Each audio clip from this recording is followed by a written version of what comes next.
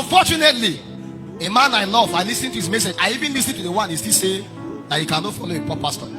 That he cannot follow a poor pastor. I listen to it. When men begin to make such kind of utterances, by the strength of the, if God help you, you lose the ability to speak against somebody in the level that God take you away from. It is pride not to recognize the state you were before and think that the realm you are now, you are a custodian of that realm forever. Now, okay, you are a billionaire now, but there was a time that you had nothing. What makes the people that are poor now of less value like those that are rich? God lifted the poor from the donkey hill and put them among the tombs. That the Adeboye was once upon a time poor. Bishop Oyedepo was once upon a time poor. I was in Zaria with people like Apostle Solomon. They don't have shoe to wear. They don't have clothes to put upon. They borrow clothes to put. If I do not follow such a pastor that time, I won't be here today. I knew when Apostle Solomon had nothing to wear.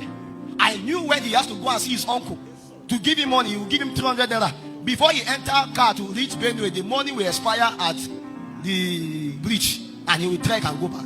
Some of us did not believe apostles when they were sitting on the ground without chair, without a good sound system. If we cannot believe them and climb mountains with them, I knew when Apostle Adam cleared bush for us, I said, go and pray here. When you pray, if you don't die, you will find God. There was no microphone. Sitting on the ground with Apostle Salman, there was no mat. A lady found 20,000. Her father gave her tea, bought mat for us. I will never follow a poor person. So pastoring now is about wealth. So Jesus, the Bible said, was made poor so that me and you can become rich. Jesus is poor. I will never follow Jesus.